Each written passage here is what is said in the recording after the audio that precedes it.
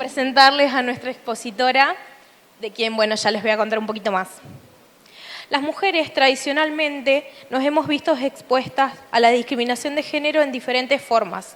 Responsabilidad desequilibrada ante las tareas domésticas y de cuidado, brecha salarial, techo de cristal, suelo pegajoso, acoso sexual, violencia de género, infrarrepresentación en órganos de poder y en espacios políticos, invisibilización, etc. Y la realidad del cambio climático no es ajena a estas discriminaciones. Nosotras, que somos mayoría entre la población más pobre, somos quienes tenemos mayor riesgo y probabilidad de sufrir las consecuencias del cambio climático.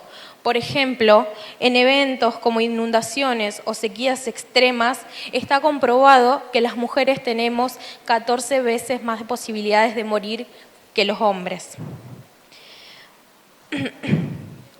Muchas veces pasa porque la mayoría no sabemos nadar o porque cedemos nuestra comida, nuestras provisiones a hijos o hombres.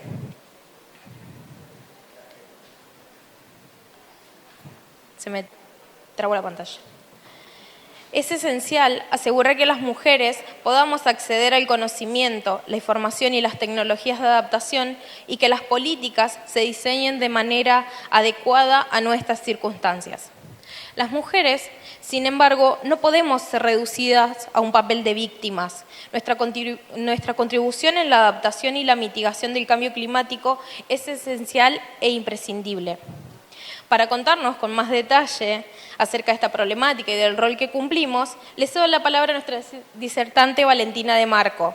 Ella es ingeniera ambiental y actualmente trabaja en la Red Argentina de Municipios frente al Cambio Climático como coordinadora de alianzas y proyectos internacionales. Principalmente se especializa en cambio climático y últimamente estuvo implementando proyectos y haciendo publicaciones en relación a género y cambio climático.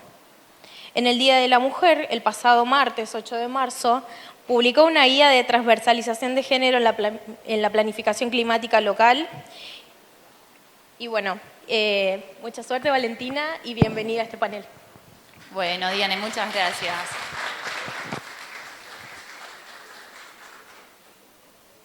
No sé si hacerlos de abajo. Bueno. Espero que se vea bien la pantalla. Ahí me ayudaron a agarrar el sillón y la mesa, porque yo les voy a estar mostrando algunas estadísticas y algunos gráficos para que se comprenda un poco mejor el tema de cambio climático y género, como apoyo. Bueno, muchas gracias Diane por la presentación, gracias a toda la gente de Ceres, gracias por la invitación a exponer. Yo soy Valentina de Marco y bueno, hoy les voy a estar hablando sobre género y cambio climático. Para comenzar, les quiero contar muy brevemente acerca de la organización en la cual trabajo, ya que Ceres es miembro de la Red Argentina de Municipios frente al Cambio Climático. También es conocida como la RAMCC. Somos una red de 259 municipios argentinos que coordina e impulsa políticas públicas locales de lucha contra el cambio climático. Estos 259 municipios están distribuidos en 19 de las 23 provincias que constituyen a nuestro país. Por lo tanto, trabajamos con una gran diversidad de realidades geográficas, políticas, económicas y sociales, apoyando a ciudades que tienen más de 1 millón de habitantes, como por ejemplo Rosario, así como también a pequeñas comunas del interior de nuestro país. Nuestro principal objetivo es el de implementar proyectos o programas que estén relacionados con la lucha contra el cambio climático a través de la movilización de fondos locales, nacionales o internacionales. Y finalmente, nuestra visión es la de brindar apoyo técnico a todos los municipios, a estos 259 municipios que son miembros de la red y que se comprometen a luchar contra el cambio climático, para que puedan lograr una transición hacia nuevos modelos de gestión que estén basados en una participación ciudadana activa, en la reducción de las desigualdades, en un uso más eficiente de los recursos, en la descentralización del poder y de la toma de decisiones, en la adquisición de compromisos internacionales que puedan tener impactos a nivel local. Ahora sí, entonces vamos a pasar a la disertación del día de hoy, que es sobre cambio climático y género. Comencemos entonces hablando de cambio climático. Para poder hacerlo, lo primero que necesitamos es entender el concepto de gases de efecto invernadero. ¿Qué son los gases de efecto invernadero? Son gases que están en la atmósfera y que tienen la capacidad de retener calor. Como lo dice su nombre y como lo ven en la imagen, tienen la misma propiedad que un invernadero. ¿Qué hace un invernadero? Deja pasar la energía del sol en forma de radiación, pero no deja pasar el calor, la energía en forma de calor, lo retiene. Por eso se arma un invernadero para poder mantener cierta temperatura, ¿sí? Estos gases tienen esa propiedad, la del vidrio o el plástico que se usa para un invernadero. Vamos a la próxima. Dejan pasar la energía en forma de radiación solar. Esta energía es absorbida por las plantas o por la superficie terrestre que la devuelven, la reemiten una vez que la usan en forma de calor, que es la flecha roja que ven. Entonces, ahora que esta energía cambió de radiación a calor, estos gases tienen la propiedad de ya no dejarla pasar. Dejan pasar una forma de energía, pero no dejan pasar la otra. Por lo tanto, la retienen. Vamos a ver un dibujito animado. Fíjense, llega la energía, es absorbida por la radiación, por la superficie terrestre, que la devuelve en forma de calor. Y gran parte de esta energía en forma de calor es retenida en la atmósfera. Gracias a eso, nosotros tenemos una temperatura media en la cual podemos vivir y desarrollar nuestras actividades. Si no tuviésemos a esos gases de efecto invernadero presentes en la atmósfera, ¿sí?, en el aire, que retengan el calor, tendríamos una temperatura media de menos 18 grados centígrados. No podríamos desarrollar las actividades y la vida como lo hacemos. Entonces, los gases de efecto invernadero son necesarios. ¿Cuáles son las fuentes que originan los gases de efecto invernadero? Tenemos fuentes naturales, por ejemplo, los volcanes, cuando erupcionan, ¿sí? Y tenemos fuentes antropogénicas. Con antropogénicas nos referimos a por la actividad del hombre, generadas por el hombre, que son, por ejemplo, las industrias, que generan emisiones, la combustión de los motores de los autos, ¿sí? Todas esas actividades generan emisiones, las chimeneas de gases de efecto invernadero. Estos son los principales gases de efecto invernadero, el metano, el óxido nitroso y el dióxido de carbono. Nosotros vamos a hablar casi siempre de dióxido de carbono porque es el que se encuentra en mayor cantidad. Entonces, no se asusten, van a empezar a ver estos gráficos, pero ahora se los explico. Fíjense, este es un gráfico de la NASA. Desde hace 400 miles de millones de años, nunca habíamos superado la concentración en la atmósfera de dióxido de carbono, que es el gas de efecto invernadero que les digo que está en mayor cantidad, de 300 ppm. ¿Qué es ppm? Partes por millón. Es una unidad de medida con la cual se miden los gases de efecto invernadero. Hace 400 miles de millones de años nunca se había superado las 300 ppm. Ahora fíjense acá. En 1950 no solamente que superamos las 300 ppm, sino fíjense la forma en la que la superamos, la pendiente de esa curva, y que al día de hoy sigue subiendo, nunca volvió a bajar. Esto no es algo orgánico. ¿Qué es lo que pasó acá en 1950, 1970? La revolución industrial, la producción y el consumo desmedido. Todo esto lo que hizo fue generar un aumento aceleradísimo en las emisiones de gases de efecto invernadero. Les estoy hablando todo esto 400 miles de millones de años.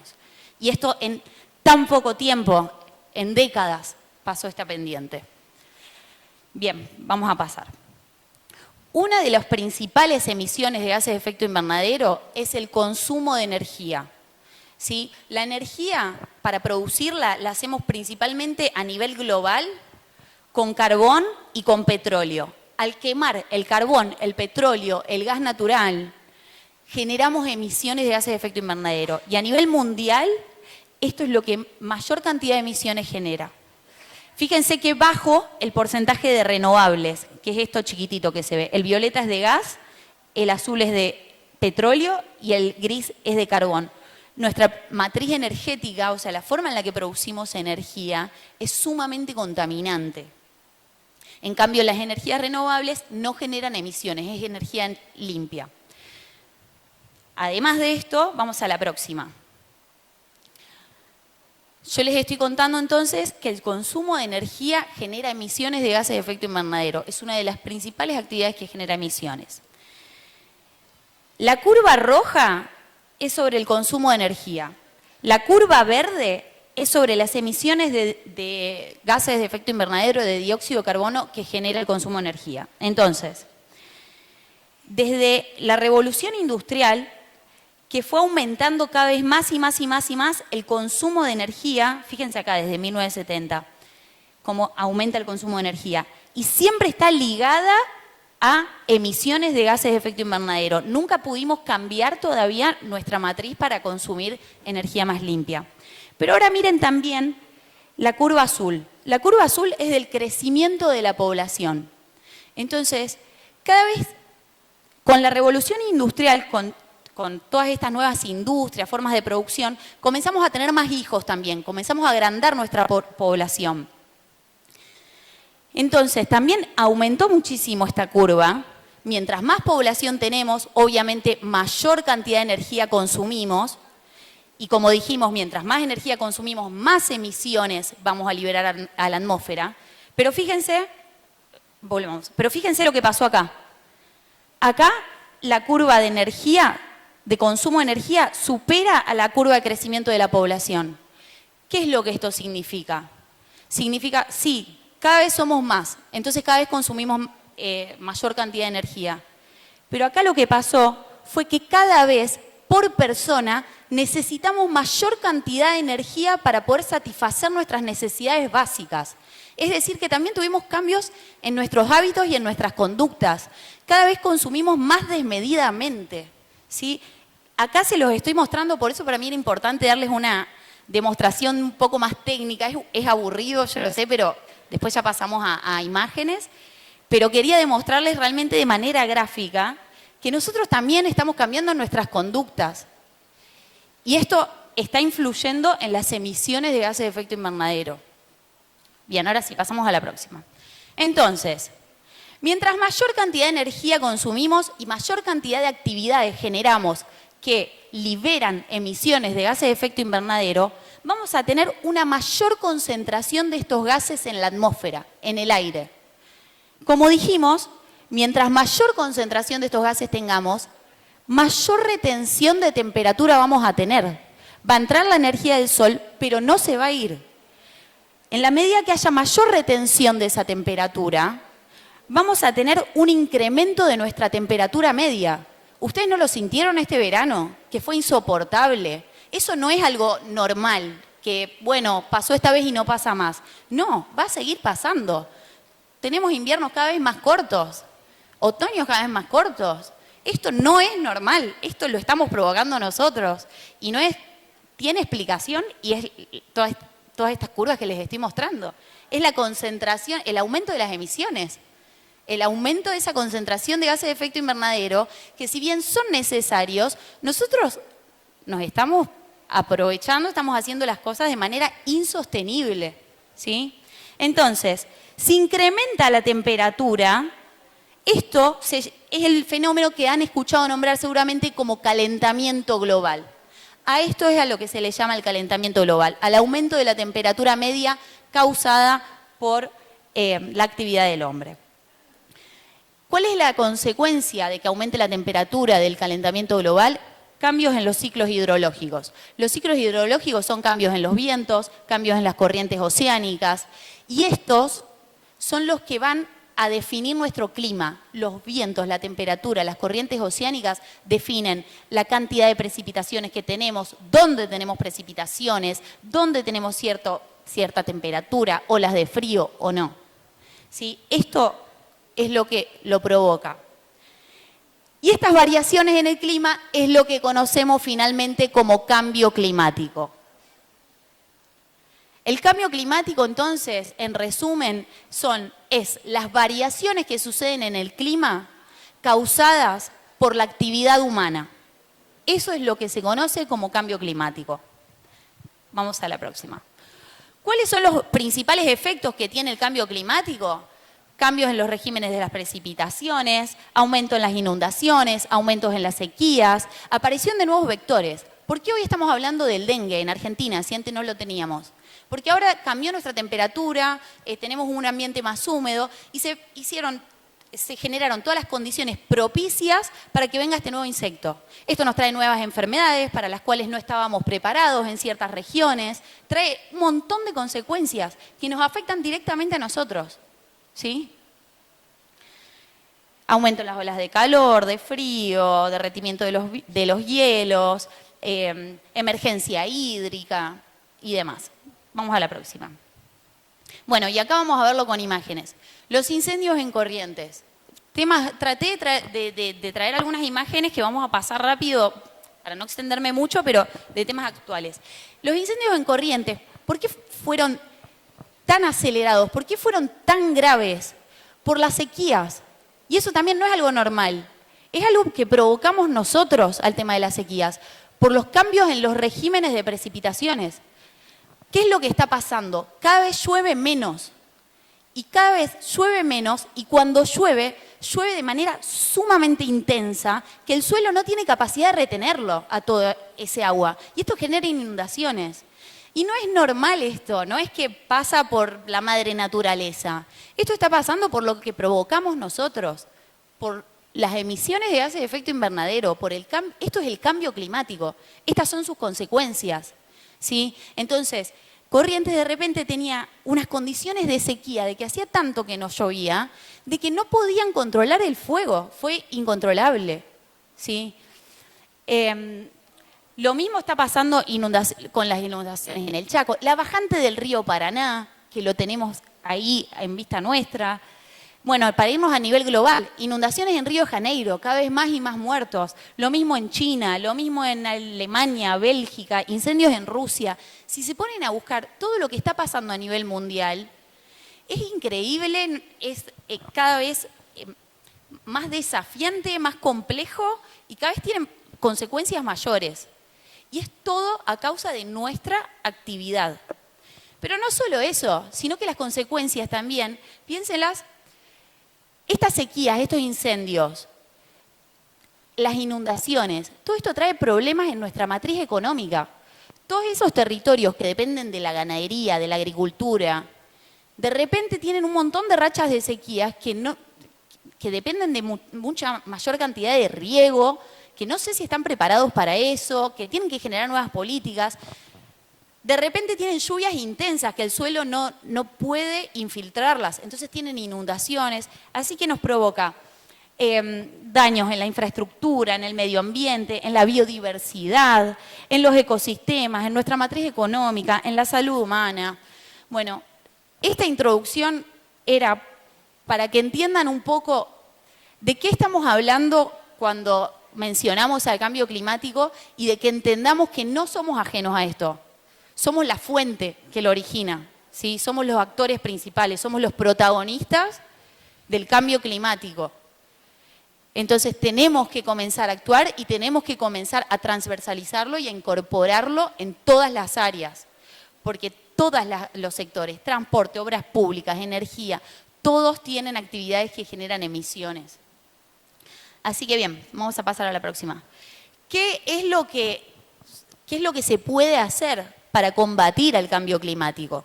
Bueno, justamente Ceres es parte de la Red Argentina de Municipios frente al cambio climático y todos los gobiernos locales que forman parte lo que hacen es comprometerse a armar su plan local de acción climática.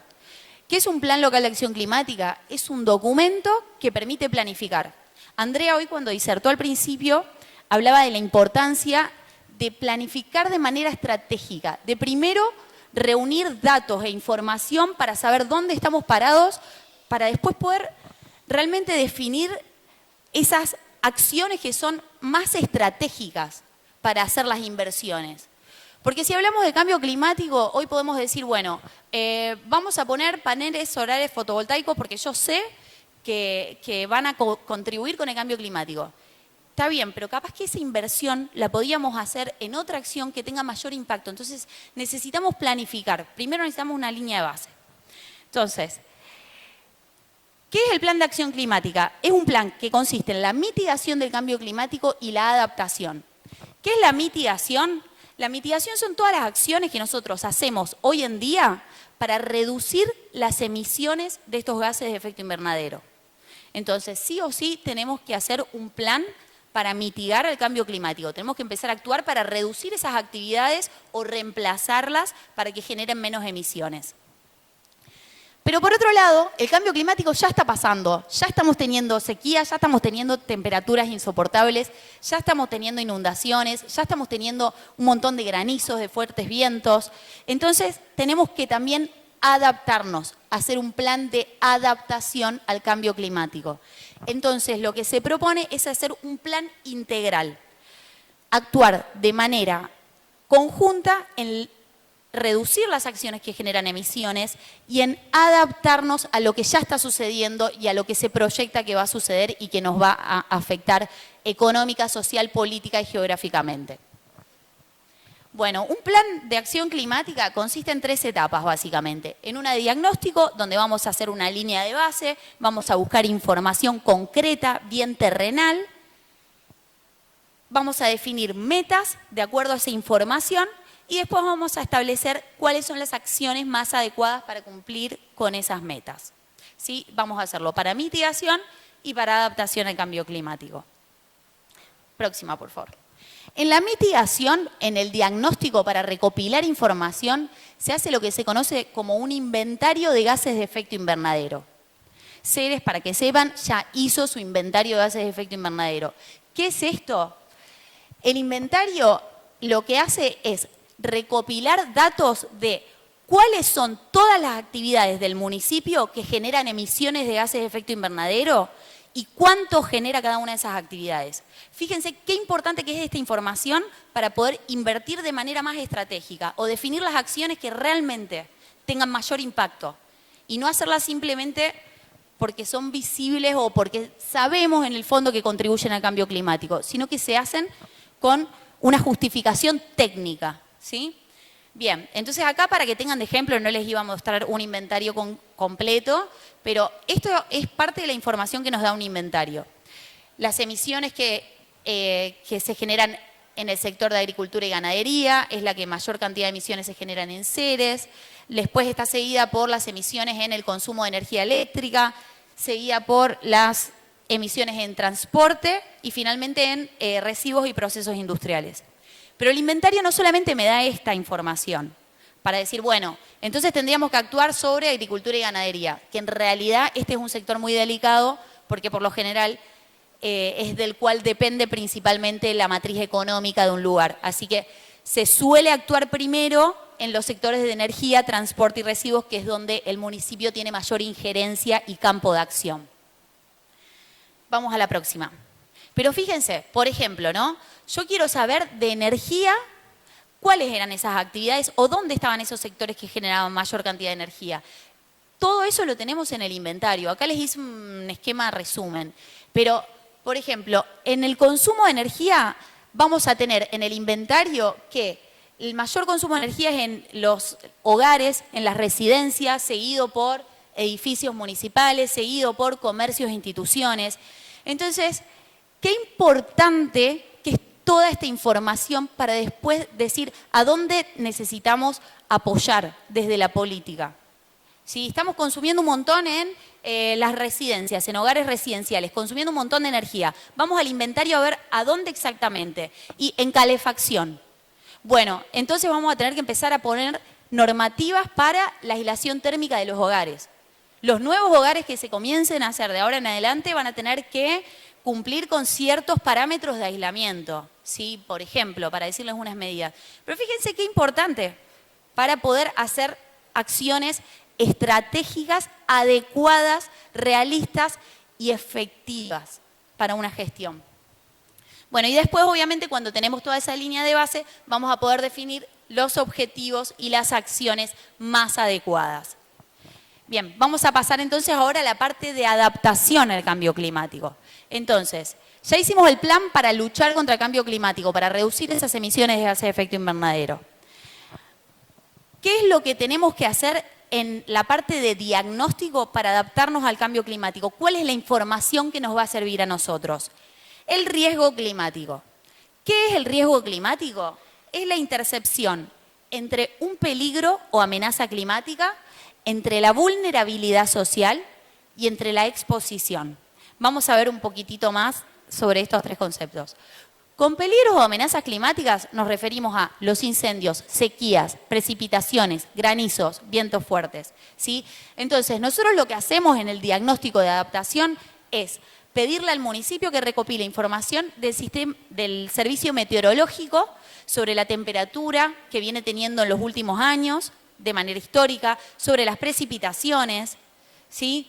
Y después lo que hacemos para buscar el tema de las sequías, las incendios y demás, es buscar noticias, que también lo tienen que hacer el municipio. Yo esto se los digo porque no saben el trabajo y las horas que conlleva para los referentes municipales dedicarlo a hacer un diagnóstico como estos. Realmente para hacer un inventario, recopilar todas esas informaciones de datos. Si bien después nosotros, los técnicos, hacemos los cálculos, no podemos trabajar sin toda esta recopilación de información. Así que bueno, pedimos que nos digan, nos busquen noticias o eventos que hayan sucedido de incendios, sequías, inundaciones, granizos y eventos extremos climáticos. ¿Para qué esto? Esto lo que nos sirve de acá es saber la probabilidad. Entonces, suele haber inundación de este río. Es algo que sucede con mucha probabilidad. Listo, va a tener un nivel de probabilidad alta. Hubo una vez en 40 años un incendio en esta zona y nunca más sucedió. Bueno, es un peligro, pero va a tener una probabilidad baja. Bien, vamos a pasar a la próxima. Otra de las tres variables, una era conocer los peligros climáticos, otra era conocer las vulnerabilidades sociales. ¿Qué es la vulnerabilidad social? Es el grado de susceptibilidad que tienen las personas del territorio a verse afectados por esos peligros climáticos, por esas precipitaciones, por esas amenazas, por esos cambios en la temperatura, ¿sí? ¿Qué es lo que nos va a definir el grado de vulnerabilidad de una sociedad? Las condiciones sociales, educación, salud, demografía, el nivel de analfabetismo, la mortalidad infantil, población de 0 a 14 años, las condiciones habitacionales, vivienda, servicios básicos, hacinamiento crítico, falta de acceso a red pública de agua potable, las condiciones económicas, trabajo, educación, familia, nivel educativo de los jefes de hogar, desocupados. Todo esto va a definir el nivel de vulnerabilidad social de la sociedad. ¿Por qué esto? Porque fíjense, en cuanto a educación, si tenemos niveles de educación muy bajos, entonces no van a tener forma, no van a tener los recursos o la capacidad para poder responder de manera adecuada ante las amenazas climáticas, ante inundaciones, ante fuertes olas de calor, ante fuertes olas de frío, ¿sí? Lo mismo con la pobreza o con la vivienda. Si se vive en hogares con infraestructura muy débil o de chapas y tenemos muchos fuertes vientos o inundaciones, va a verse muy afectada, muy expuesta esa sociedad, ¿sí? Esa población. Bien, y finalmente teníamos la exposición, que era el último de los tres parámetros. Entonces, lo que nosotros hacemos para terminar con el diagnóstico de adaptación y saber si es un riesgo climático alto o no, es interceptar el peligro climático, por ejemplo, un río que suele inundarse frecuentemente. Lo tenemos que interceptar con población vulnerable. Entonces, si ese río se suele inundar, pero no tenemos población que viva cerca, que se ve expuesta a esa inundación, no tenemos un riesgo climático alto. Ahora bien, si tenemos ese río que suele inundarse y tenemos población que vive en esas costas y se ve expuesta, tenemos un riesgo climático alto, ¿sí? Entonces, cuando hacemos esa intercepción es cuando podemos hacer el mapa de riesgo climático. Acá para que tengan un ejemplo del mapa de Monte Carlo. Esta es la información de diagnóstico. Todo este trabajo es lo que se hace para poder realmente después planificar y decidir las políticas y las acciones más adecuadas, estratégicas y donde tenemos esa urgencia para invertir primero. ¿Sí? ¿Dónde está esa población que está más expuesta a estas amenazas? Bien, ¿Y dónde entra el género? ¿Cómo se relaciona el enfoque de género con el cambio climático? Justamente en esto último que les estaba hablando, en la población más vulnerable. No voy a ahondar mucho porque en todas las ponencias anteriores ya lo describieron sumamente bien. Anaí habló muchísimo también de las desigualdades, de la pobreza. Como les acabo de decir, para la vulnerabilidad social, esto está definido por educación, pobreza, nivel de hacinamiento, la estructura de las viviendas en las que viven. Y bueno, las identidades sexogenéricas, las disidencias, las mujeres, ¿sí?, son parte de la población más vulnerable. Bueno, no vamos a definirlo el concepto. Acá quiero mostrarles simplemente para que lo vean gráficamente algunos indicadores, porque en América Latina y el Caribe somos la región más desigual del mundo en cuanto a mujeres y hombres en temas de educación, de pobreza, en temas de trabajo. Entonces, por ejemplo, este indicador nos muestra el tiempo total de trabajo remunerado y no remunerado. Fíjense en Argentina. En verde tenemos a las mujeres y en gris tenemos a los hombres. En verde claro, el trabajo remunerado. En gris claro, el trabajo remunerado. Entonces, si bien las mujeres comenzaron a tener trabajo remunerado, no es igualitario con los hombres, pero bueno, esa es otra brecha, tienen muchísimas horas destinadas a trabajo no remunerado también. ¿Qué es el trabajo no remunerado? Son todas esas horas que se les dedican al cuidado, a las actividades domésticas que se tienen que hacer. ¿Y qué es lo que les quiero mostrar acá? Que no corresponde con las horas que les dedican los hombres. Entonces, esto no es para generar una desigualdad, sino que es para mostrarles una brecha que está sucediendo, ¿sí? Entonces, las mujeres están teniendo trabajo remunerado, pero no dejan de hacer el trabajo no remunerado y no se corresponde con la dedicación que se le está dando por parte de los hombres. Vamos a pasar a la próxima. Bien, acá tenemos tiempo de trabajo remunerado según ingresos propios. Esto también, lo decían ahí, el tema de la autonomía económica. Esto es importantísimo por temas de vulnerabilidad. Tener esa independencia, esa autonomía económica para poder responder mejor ante las emergencias climáticas, ante cualquier tipo de evento que pueda suceder. La mujer está en la casa, no tiene su autonomía económica y tiene muchas menos posibilidades de responder o de reaccionar, ¿no?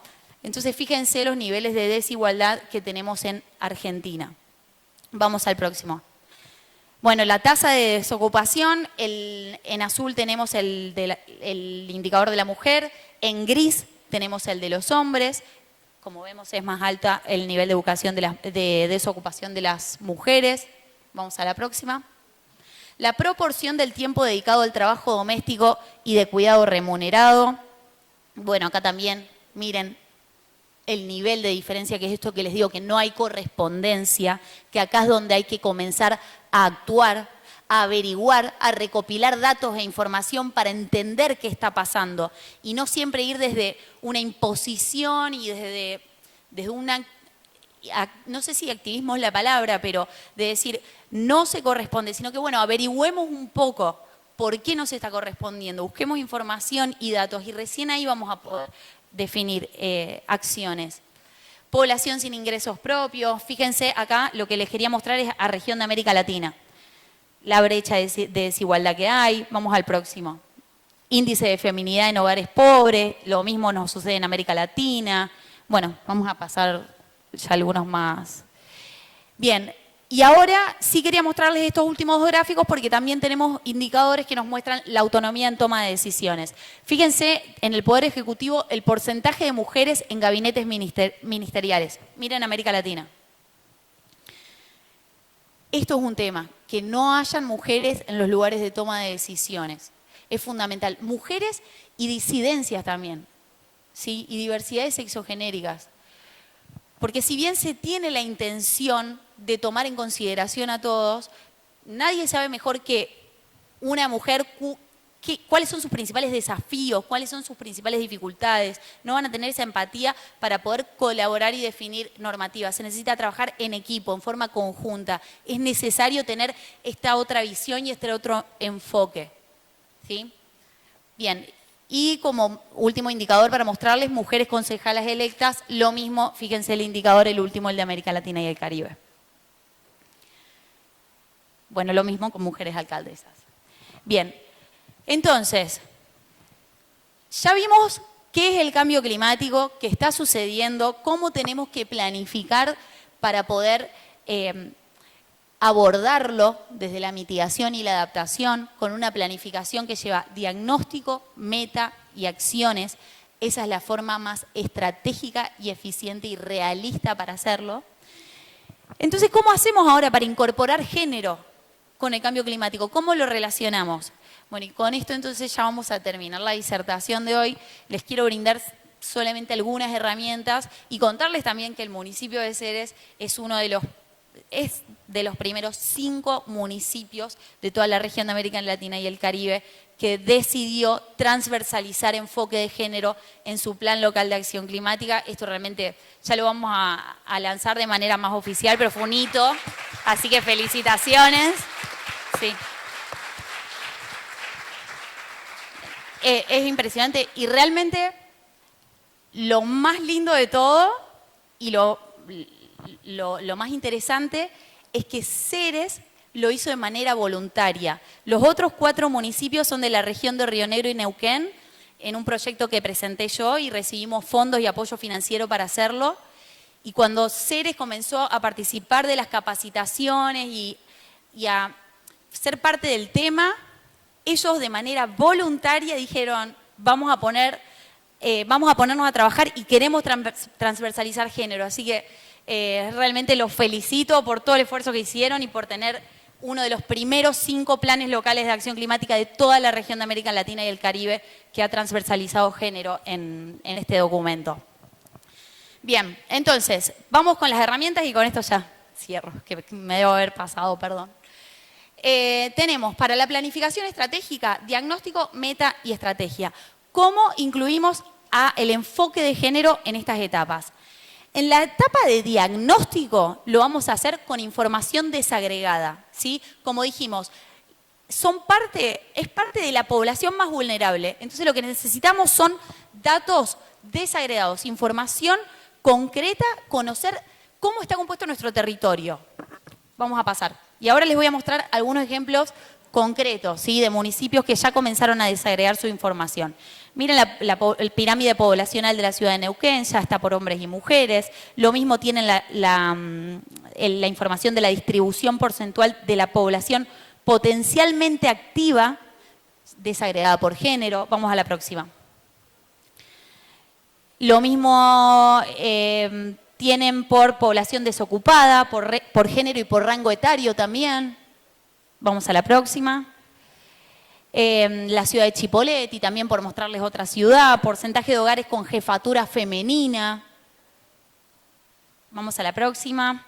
Nivel educativo de las madres de jefes de hogar con niños. Inactividad de madres de jefe de hogar con niños. Bueno, esto para mostrarles casos concretos de información desagregada que hemos conseguido de los proyectos que implementamos. Esto, como saben, es parte del diagnóstico, es parte de la información que necesitamos para poder actuar de manera estratégica y saber dónde está el desafío. Ojo, también un aprendizaje muy importante fue que falta información desagregada, que no tenemos la información ni datos desagregados. Entonces esto también fue parte de acciones, decir, bueno, cada vez que comencemos a hacer actividades, eventos, capacitaciones, vamos a empezar a poner columnas con diferentes identidades de género. Así podemos empezar a conocer a nuestra población y empezar a ver dónde se necesita mayor acompañamiento. Cómo podemos disminuir esos niveles de vulnerabilidad, dónde está ese indicador que más se sufre, ¿no? Bien.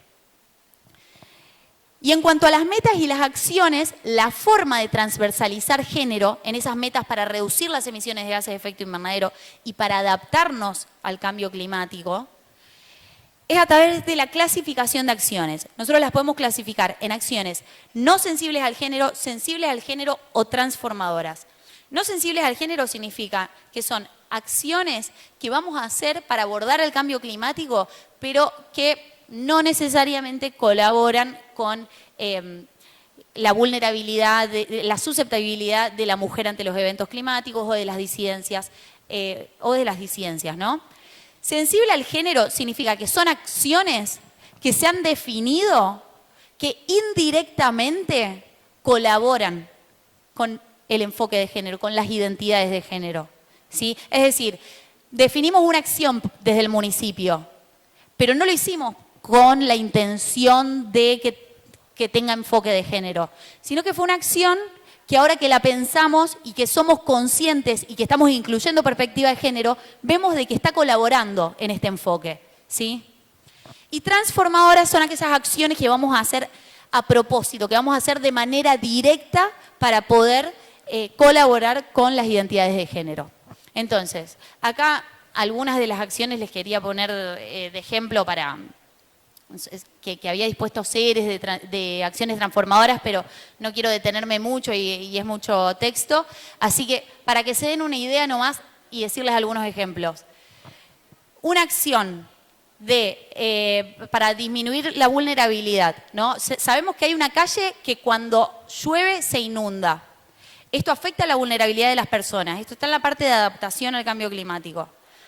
Entonces, ¿qué es lo que podemos hacer? Sabemos que toda la vereda se inunda y esta acción, bueno, vamos a poner algún sistema para desagüe de agua para evitar que se inunden estas calles. Esto es sensible al género, porque tenemos que pensar que está ayudando también a aquellas madres que están acompañando a los hijos a la escuela, que tienen que llevar a los hijos a la escuela, a fútbol, porque por lo general son las mujeres las que los acompañan, o aquellas que están embarazadas, o aquellas que tienen coche, ¿sí? Vamos a arreglar la pavimentación de todas estas veredas. Estamos ayudando indirectamente a todas esas mujeres con coches, embarazadas, lo mismo las garitas de colectivo. Por ejemplo, la ciudad de Neuquén, para transversalizar género, una de las acciones que propuso fue el transporte público.